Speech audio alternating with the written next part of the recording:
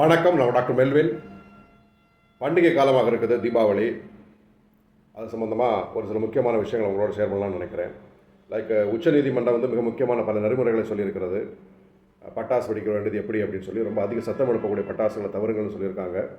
அதே மாதிரி குடிசைகள் இன்னும் சீக்கிரமாக தீப்பற்றி எரியக்கூடிய இடங்களில் பட்டாசு வெடிப்பதை தவிர்த்துடுங்கன்னு சொல்லியிருக்காங்க. டைமிங் எல்லாம் அரசாங்கமும் சேர்ந்து அந்த நெறிமுறைகளை வெளியிட்டிருக்காங்க. அதையெல்லாம் மேக்ஸிமம் ஃபாலோ பண்ண பாருங்கள்.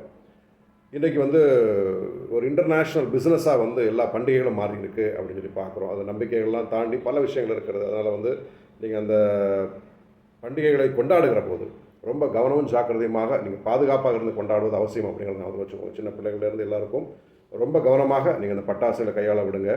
ஒருவேளை ஏதாவது சிறு தீக்காயமோ பெரு தீக்காயமோ அதற்கான முதலுதவிகள் என்னெல்லாம் தெரிஞ்சு வச்சுக்கிட்டு அதையும் நீங்கள் ஏற்பாடு செய்து வைத்துக்கொண்டு இந்த பண்டிகைகளை கொண்டாடுங்க. முக்கியமாக ஹோமியோபதியில் கேந்தாரிஸ் அப்படிங்கிற ஒரு அருமருந்து இருக்கிறது. அந்த மருந்தை வீட்டில் வாங்கி நீங்கள் வச்சுக்கோங்க. ஒரு ஹோமியோபதி மருத்துவோட ஆலோசனை எடுத்துக்கொள்ளுங்கள்.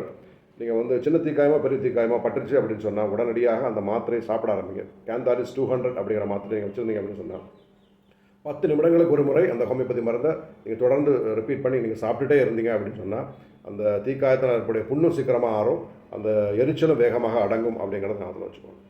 அது சம்பந்தமான விவரங்களை நீங்கள் என்னிடமோ இல்லை மற்ற ஹோமியோபதி மருத்துவரிடமோ கேட்டு தெரிந்து அதை பயன்படுத்தும்படி உங்கள் அன்போடு கேட்டுக்கொள்கிறேன்.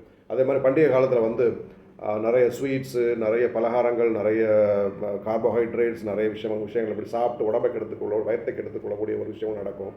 ஸோ அதுக்கும் நீங்கள் ஹோமியோபதியில் நிறைய மருந்துகள் இருக்கிறது. நக்ஸோமிக்கா, பல்சாட்லா, அசபிட்டிடா, கார்போவைஜ் அப்படி நிறைய மருந்துகள் இருக்கிறது. ஒரு ஹோமியோபதி மருத்துவத்தை நீங்கள் அதை கேட்டு தெரிந்து அது மாதிரிப்பட்ட விஷயங்களை நீங்கள் ஒரு ஃபஸ்ட் எய்டாக வீட்டில் வச்சுருந்தீங்க அப்படின்னு சொன்னால் உங்கள் வயிறு உபாதைகள்லேருந்து உங்களை தற்காத்துக் கொள்வதற்கு அது உபயோகரமாக இருக்கும் அப்படின்னு நான் வச்சுக்கோங்க.